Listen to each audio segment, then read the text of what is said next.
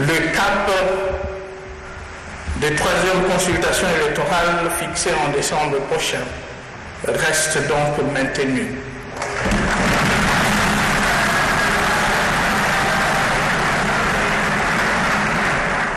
Et notre engagement à respecter la Constitution demeure lui aussi non équivoque. Il s'agit pour nous d'abord d'honorer le sens de notre lutte, ce pourquoi nous nous sommes tant sacrifiés, avec tant d'autres compagnons, tombés sur le champ d'honneur, et à savoir redonner la parole longtemps confisquée à notre peuple, et libérer ses énergies en vue de rebâtir un pays souverain et indépendant.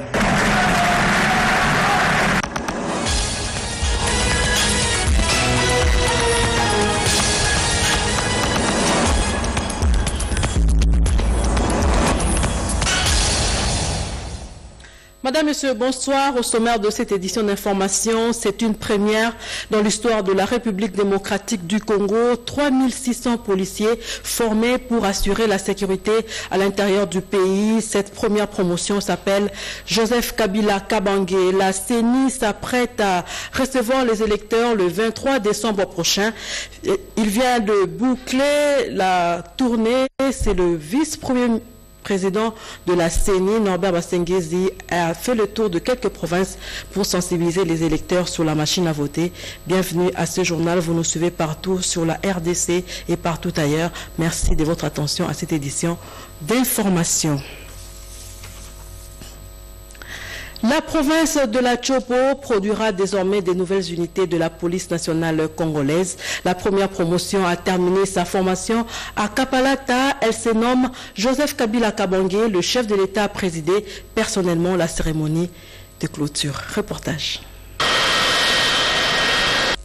C'est dans la matinée de jeudi 16 novembre 2018 que le chef de l'État, Joseph Kabila Kabange, a foulé le sol de Kisangani, chef-lieu de la province de la Chopo.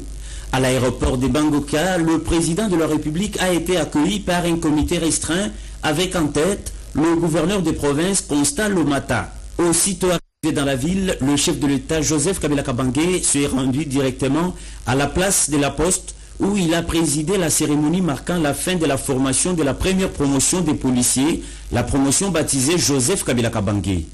Dans ce mot de bienvenue, le gouverneur Constant Lomata Congoli a exalté les actions du président de la République en présence du vice-premier ministre et ministre de l'Intérieur, du chef d'état-major général des forces armées de la République démocratique du Congo, d'autres cadres de l'armée et des personnalités civiles. La population de la province de la Chopo se joint à moi pour vous exprimer d'une seule voix nos remerciements et nos très sincères félicitations pour avoir réussi ce que personne n'a réussi à faire au monde.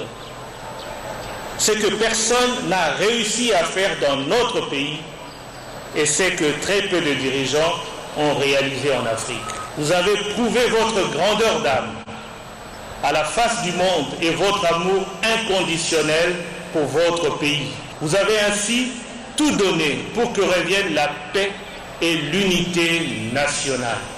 Pendant que les ennemis du Congo vous ont piégé au tournant de l'annonce d'un éventuel troisième mandat pour plonger le pays dans le chaos, le désordre et la désolation, vous avez promis de respecter la Constitution et vous avez tenu votre promesse, déjouant ainsi ces derniers pièges en passant votre bâton de pèlerin à un dauphin, fruit du consensus et de l'unanimité au sein du Front commun pour le Congo.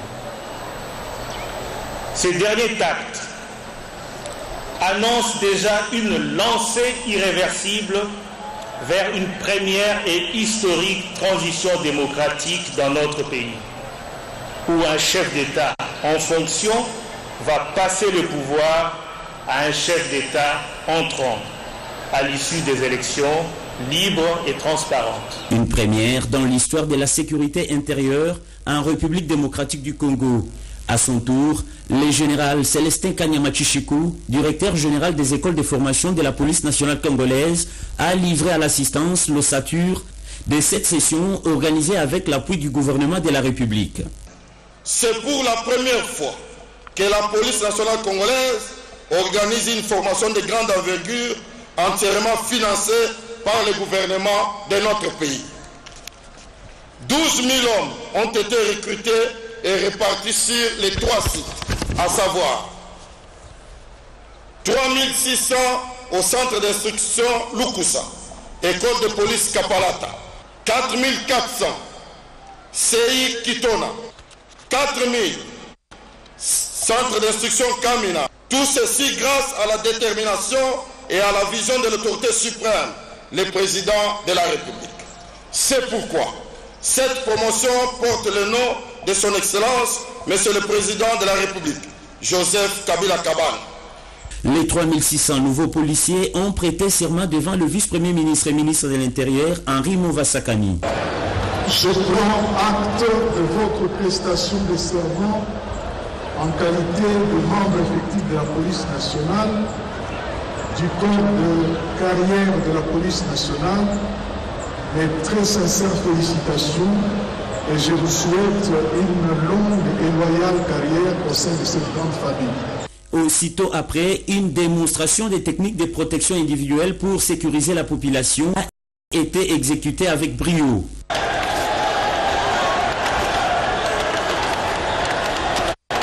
Le commissaire principal de la police nationale congolaise, le général Amouli, a rappelé les règles à observer aux braves patriotes. À vous, jeunes policiers, vous qui êtes à l'honneur aujourd'hui, la formation que vous venez de terminer vous aidera certainement à parfaire vos connaissances policières fictives et à avancer normalement en grade si vous mettez en pratique ce qui suit.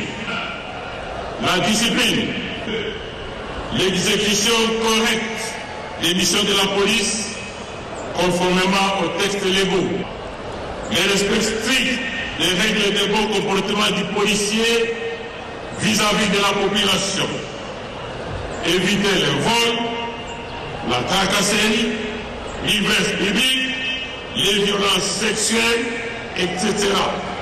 Bref, tout ce qui déshonore la police nationale congolaise. Le point d'orgue a été la remise des cadeaux aux lauréats par le chef de l'État Joseph Kabila Kabange, commandant suprême des forces armées de la République démocratique du Congo et de la police nationale congolaise.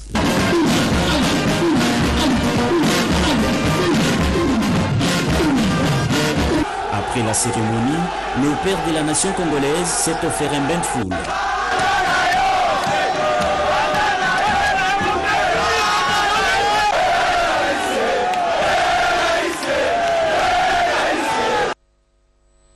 Henri Mouvasakani, vice-premier ministre de l'Intérieur et de la Sécurité, s'est réjoui de cette nouvelle unité qui vient renforcer la police nationale congolaise. Elle a donné ses impressions au micro de Blaise Manzanza. Je pense que là, nous commençons le véritable socle solide qui va faire en sorte que la police de l'avenir commence par ici aujourd'hui. Le chef de l'État a donné déjà des instructions pour qu'un deuxième palier arrive. Donc après la promotion Joseph Kabila Kabange, il y aura une suite pour essayer de cerner l'ensemble du territoire national avec des troupes fraîches, des gens formés dans les normes, ayant été recrutés selon les critères rigoureux, des critères prescrits par la loi. C'est la première fois qu'on arrive à une telle ampleur de plus d'une brigade, de 12 000 hommes, d'une formation solide. Et nous pensons vraiment que là commence le renouveau de notre police. Joseph Kabila Kabange, président de la République démocratique du Congo et le père de la démocratie, il a tenu sa promesse de respecter la Constitution. Ces propos sont du directeur de cabinet du chef de l'État, Néhémie Mulania Wilonja, au cours d'une interview accordée à la radio Okapi. Voici un extrait. Il faut féliciter le président de la République qui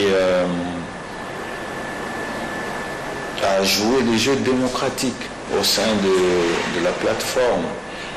Figurez-vous que ce n'était pas la majorité. Figurez-vous que ce n'était pas le PPRD. c'était déjà le Front commun pour le Congo dans toute sa diversité. Et il a pris le temps de consulter tous les regroupements membres du Front commun pour le Congo et de leur donner, n'est-ce pas, la possibilité chacun de faire des propositions. Mais ce qu'il a mis entre les uns et les autres, c'était juste un critérium.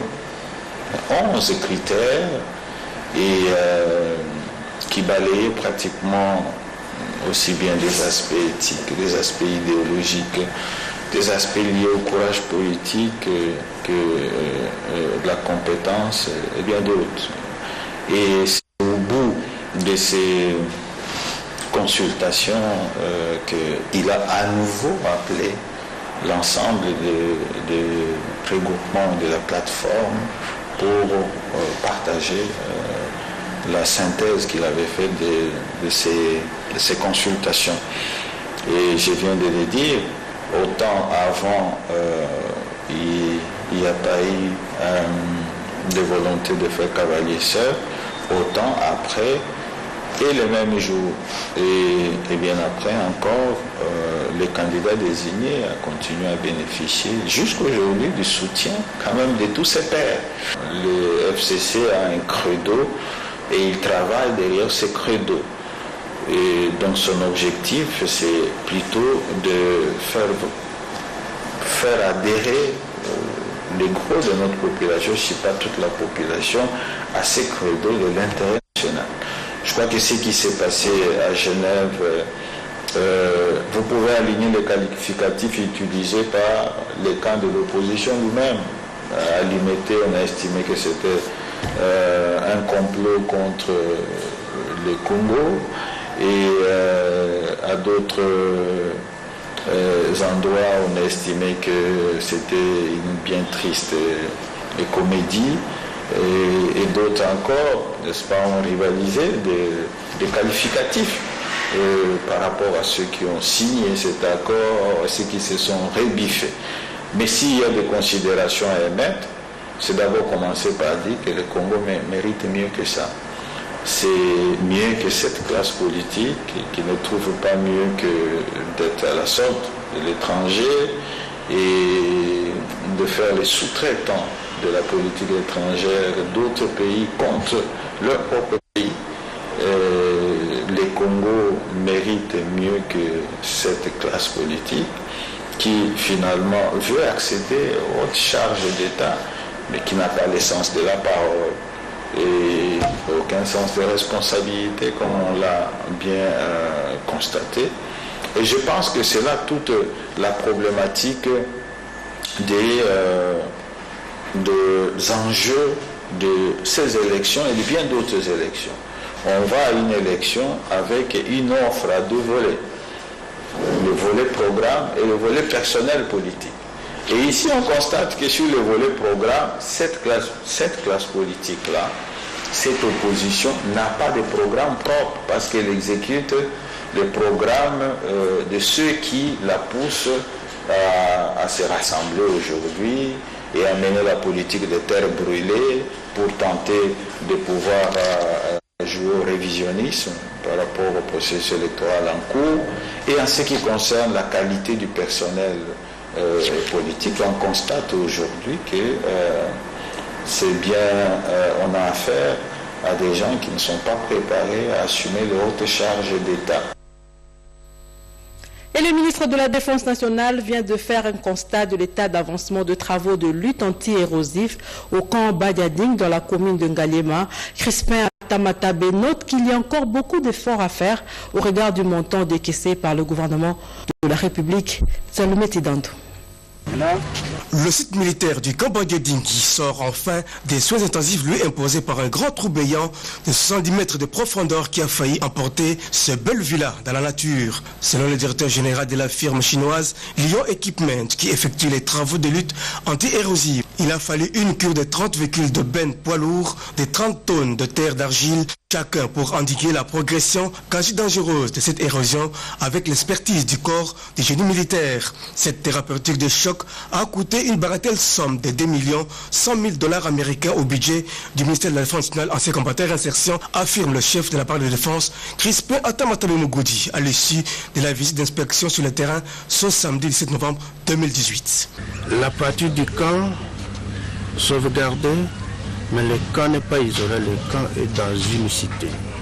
Ce qui fait que l'embrachement vers la cité constitue la source même de l'érosion.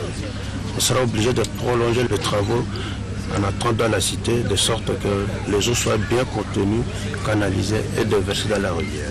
La lutte anti-érosive a nécessité la construction des ouvrages des canalisations des eaux de pluie vers la rivière Machuchu, soit un grand collecteur de 350 mètres de longueur sur 3 mètres de largeur et d'une profondeur de 1,20 m. Si les dangers semblent être écartés, indique le ministre Atamatabe, mais il reste encore beaucoup à faire pour stabiliser totalement le site. C'est une œuvre humaine. Il ne peut pas manquer quelques observations gauche à droite. L'essentiel était de ne pas perdre le combat des digues. À voir de près, le ministère a encore un morceau dur quant au décaissement de moyens nécessaires pour mettre fin au cauchemar des hommes en uniforme au camp des Dingui dans la commune de Ngalema. Parlons à présent de l'incident survenu à l'université de Kinshasa. Le policier qui a tiré à bout portant sur l'étudiant de l'UNIKIN est déjà arrêté. Le suspect est entendu par le tribunal militaire de garnison de Kinshasa-Matete. En attendant le verdict, le tribunal poursuit l'instruction, nous dit Odilon Kayouma. Monsieur le président du tribunal militaire de garnison Kinshasa-Matete, distingué membre de la composition, mon major, la police de l'Inde s'est rangée pour vous rendre les honneurs. Il vous présente le prévenu qui comparait à l'hôtel TCU. Reproché pour avoir donné la mort à Hyacinthe Kimbafu, étudiant en 2e licence mathématiques et informatique à l'université de Kinshasa. Le suspect comparait déjà devant le tribunal militaire des garnisons de Kinshasa-Matete. Il s'agit du policier Mawanga Kulutu Odon. Le tribunal a mis à la disposition du prévenu 3 avocats afin d'assurer sa défense, cela en vertu de l'article 63 du Code judiciaire militaire. Étant donné que la victime et les témoins à charge cités par l'organe de la loi n'ont pas comparu, le tribunal a renvoyé la cause à jeudi 22 novembre 2018 pour l'instruction proprement dite. Affaire à suivre. Au Conseil national de suivi de l'accord de la Saint-Sylvestre, son président poursuit les différentes consultations entamées. Joseph Olengankoy a rencontré les collectifs des candidats présidents de la République et les représentants de l'Église musulmane au Congo. Reportage. Joseph Olengankoy s'est entretenu avec le représentant légal de l'église musulmane. L'entretien s'est déroulé au siège de cette église dans la commune de Barumbu.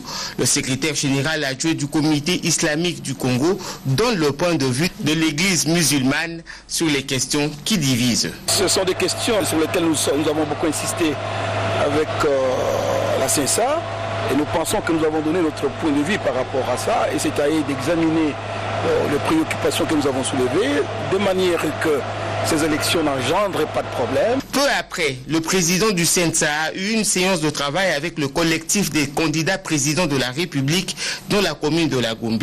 Le rapporteur du CENSA, Valentin Vangui, fait le point. Le collectif est prêt d'aller aux élections, mais à condition que ce soit des élections démocratiques, transparentes et apaisées. Pour ce faire, ils insistent sur 4 points. Le régime de la machine à voter, le fichier électoral, depuis toujours que tout le monde insisterait qu'il soit nettoyé, que le traitement égal pour tous les candidats. Mais enfin, l'accès égal aux médias publics. La plénière du CENSA devra tabler sur les points de vue des uns et des autres en vue de dégager des recommandations pour des élections apaisées en République démocratique du Congo. Parlons processus électoral avec la CENI. Le vice-président Norbert Bassengezi vient de boucler son périple provincial par la ville de Kikwit. Il a sillonné les provinces du Kasaï, Kasaï central et Kwilu avec une mission principale, sensibiliser la population de ce coin sur la machine à voter. Lopez Kakouba. Ce cadre de concertation du 16 novembre 2018 était un espace pour les vice-présidents de la CENI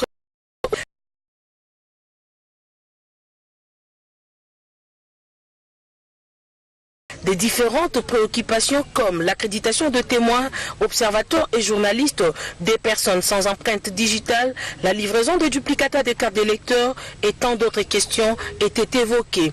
Norbert Basengezi Katintima invite la population de Kikwit à participer massivement aux élections du 23 décembre prochain qui se tiendront au pays pour élire les candidats de leur choix. Cette rencontre était également une occasion d'expérimentation de la machine à voter, un outil qui jouera un grand rôle le jour du vote. Le vice-président a expliqué les comment voter à la population.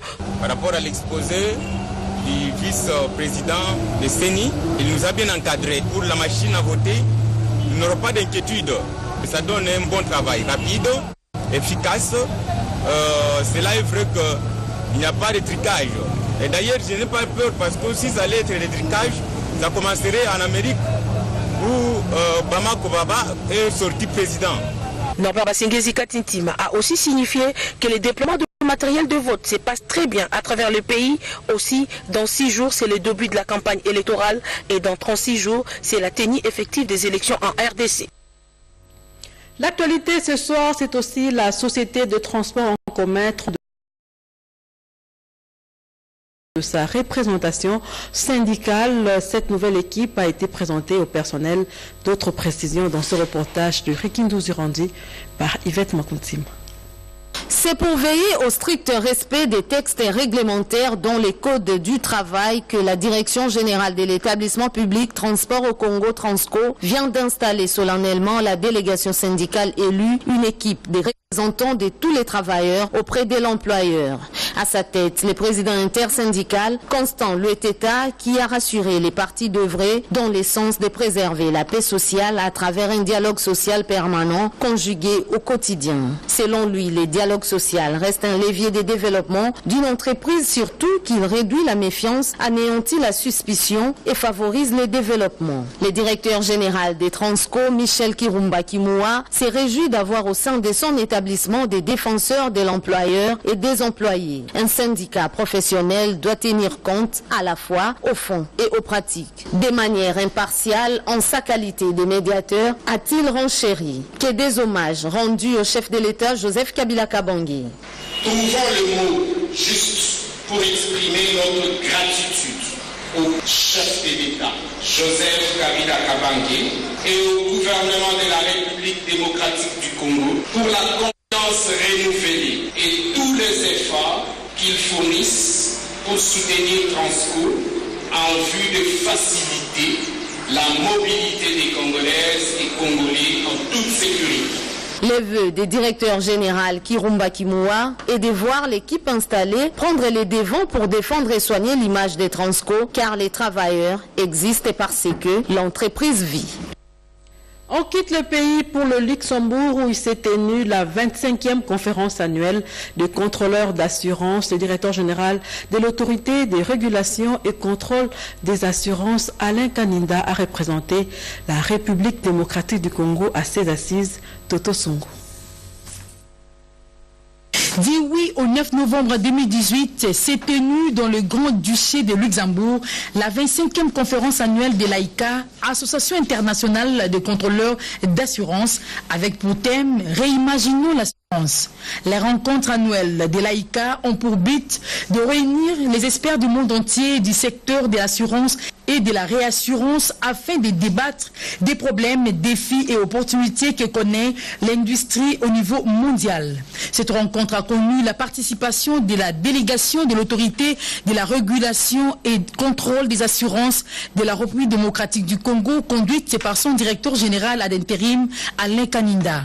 Ce voyage a été une opportunité pour les pilotes de la libéralisation du secteur des assurances en RDC de fraterniser avec leurs pairs et de placer les bases des collaborations futures et profitables pour le marché congolais. Il a surtout été une occasion de confirmer au regroupement mondial de régulateurs d'assurance que l'AICA est opérationnel et que le marché des assurances en République démocratique du Congo est ouvert. Fondée en 1994, l'AICA regroupe les régulateurs d'assurance du monde et représente 97% de primes d'assurance et compte l'ARCA parmi ses membres.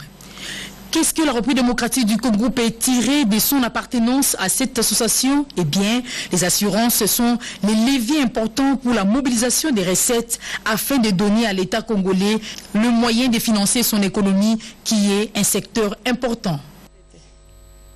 Ecobank jette son regard sur leurs orphelins à l'occasion de la 6e journée de l'Ecobank. Elle a apporté des dons à l'orphelinat de la Bienheureuse Marie de Passion Chimendon. Ce n'est pas le premier geste en caractère social qui vient d'opposer le groupe Ecobank, une structure bancaire implantée en République démocratique du Congo depuis 2013. Elle n'a cessé de réaliser des actions en faveur de personnes défavorisées à travers la RDC. À l'occasion de la 6e journée d'Ecobank célébrée cette année, le groupe Ecobank a décidé d'apporter une assistance avec un nouveau toit, une oreille attentive et un sourire aux orphelins hébergés au foyer des enfants de la Bienheureuse Marie de la Passion. Un don de produits alimentaires de première nécessité, de matelas et autres divers leur a été remis. Ecobank est une banque panafricaine. Aujourd'hui, nous sommes ici auprès des orphelins, dans cet orphelinat, pour apporter notre réconfort, notre soutien à l'œuvre qu'accomplissent les sœurs qui s'occupent de ces enfants qui sont démunis. Cet orphelinat accueille des enfants de 0 à 6 ans. Comme vous pouvez le voir, ce sont des jeunes qui n'ont rien demandé, qui sont là et qui méritent qu'on accorde un peu d'attention à leur vie. Ça fait partie de la mission d'Ecobank qui est de s'inscrire, d'être une institution active, aussi bien dans le développement des environnements où nous travaillons, des outils où nous opérons, mais aussi d'apporter une sorte de petit réconfort et une sorte d'assistance aux plus démunis. Cette action sociale du groupe Ecobank en faveur des enfants orphelins est une manière de prêter à Dieu qui ne lui en rendra au centuple. Le représentant de l'UNESCO en RDC achève son mandat. Abdourahmane Diallo quitte le pays de Joseph Kabila avec une note satisfaisante. L'annonce a été faite aujourd'hui en présence de notre reporter Willy Mboukoutchaba qui nous dit dans ce reportage. Le mandat de 5 ans presque passé en RDC comme représentant de l'UNESCO vient de toucher à sa fin. Mais ses relations avec les acteurs politiques de notre pays, notamment les membres du gouvernement d'Union nationale, sont excellentes, nous dit-on. L'audience lui accordée ce week-end par Mme Astrid Madiantoumba en témoigne effectivement. L'œil et l'oreille du président de la République, chef de l'État, Joseph Kabila Kabange, au ministère de la Culture et des Arts, a encouragé son interlocuteur du jour, d'un côté car envoyé dans un autre coin de la planète par CHI, et de l'autre, la patronne de la culture et des arts de la RDC a félicité M. Abdourahmane Diallo pour des loyaux services rendus en faveur de notre culture et art. Par exemple, la loi sur la culture congolaise, qui constitue un cadre juridique pour tous les acteurs culturels de la RDC. S'il était normal de venir faire un peu le point sur la coopération que nous avons eue pendant ces années au niveau du secteur de la culture et évoquer aussi quelques chantiers d'actualité importants sur lesquels le pays a attendu, la RDC a attendu et pour laquelle l'UNESCO apporte un accompagnement. Ce n'est pas tout. Madame la ministre Astrid Madiantoumba a remis à son hôte un triple cadeau souvenir culturel. Simple, significatif, mais aussi explicatif. Et puis la mission conjointe gouvernement FIDA pour la relance des activités Papakine a bouclé sa tournée hier à Kikwit dans la province du Kwilu. Louise Tsakala. 4 jours, toutes les parties prenantes dans la relance des activités du Papakine ont réfléchi sur les voies et moyens devant aboutir à la présentation d'un plan d'action budgétisé et bien planifié et un plan de passation des marchés pour les 2 ans à venir. Soucieux du bien-être des paysans producteurs, le directeur pays du FIDA a visité la pépinière des plantules de palmiers à huile de l'entreprise HPEC, entendez huilerie, plantation et élevage des Kwilu. Malgré l'inaccessibilité de la route, le directeur pays a terminé sa visite sur une note de satisfaction. Je suis content qu'on a insisté à visiter la pépinière. Voilà. C'était un grand défi. C'est un site de pépinière sur le plan technique. Ces plans-là vont nous permettre en fait de récupérer le retard accumulé par le Papakine dans les 2 années de suspension. Parce qu'ils ont avancé dans leur développement physiologique. C'est des plans, une fois qu'on va les transplanter, ils vont prendre vite. Et je peux prédire que la production va commencer ici la première année. À la fin de la première année, vous allez avoir la première production. La visite d'ici terminée, il faut préparer le terrain pour la transplantation de toutes ces plantules, a martelé Anafi qui a encouragé les efforts des uns et des autres. Parlons politique à présent, tout d'abord avec cette réception en l'honneur du candidat du FCC, Emmanuel Ramazani Shadari, par les Kassapar, entendez, anciens étudiants de l'université de Kinshasa. Ils ont tous exprimé leur soutien à la candidature de l'un des anciens collègues, président 2018. Fabrice Wanzeng nous en parle. Ils étaient tous présents, les Kassapar de l'UOC, de l'UNASA et de l'UNILU, pour assurer les candidats à la présidentielle de leur soutien.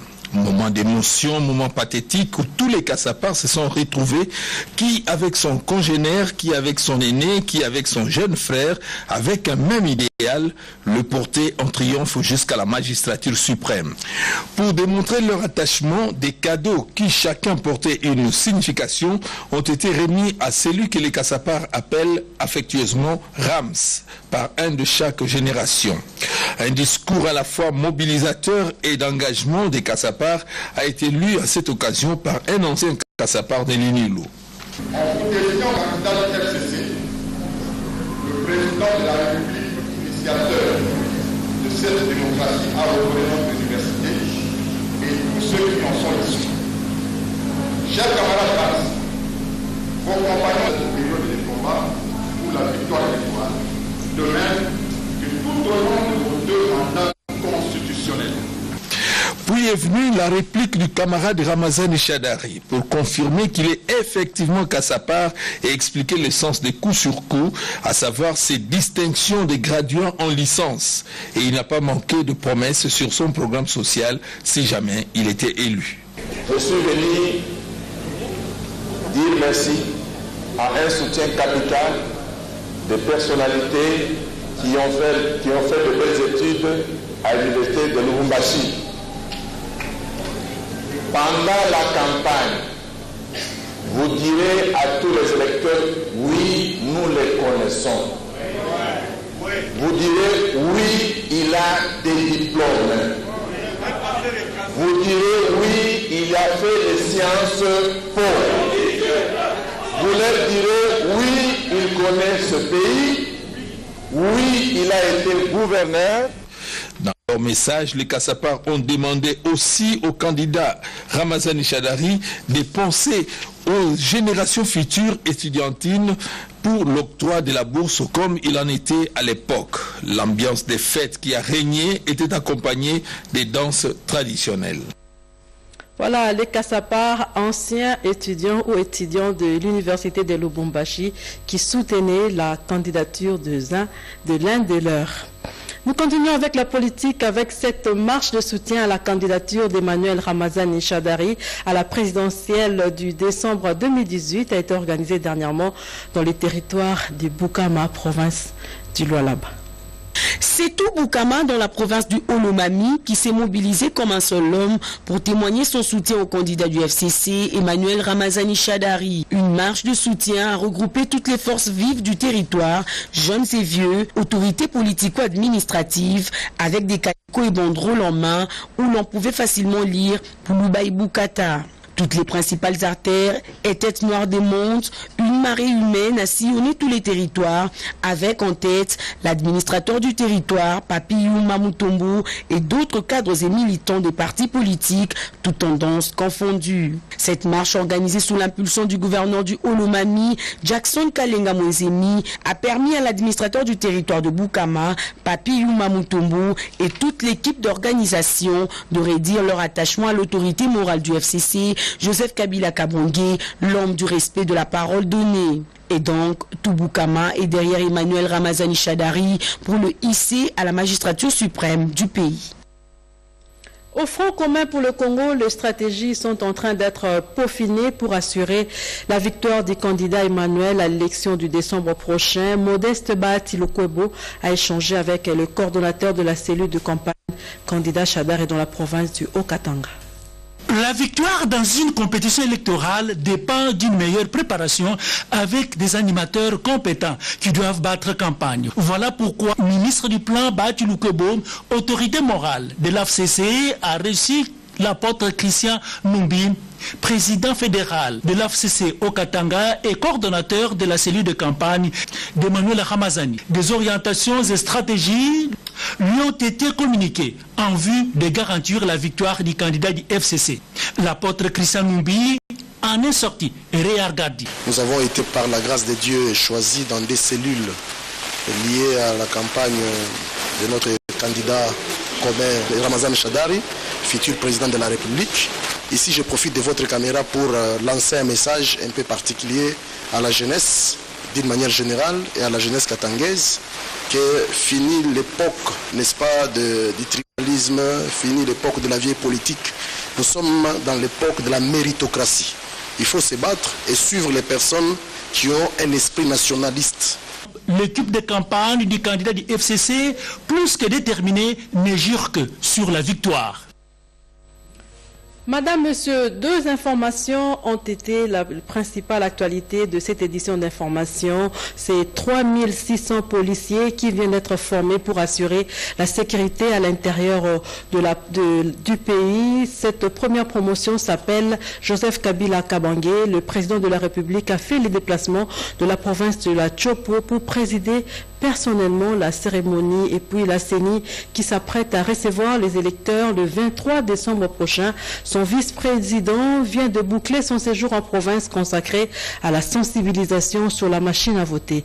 Madame, Monsieur, c'était un plaisir de vous présenter cette édition d'information. Très bonne suite des programmes. Nous nous retrouvons très prochainement sur la chaîne nationale.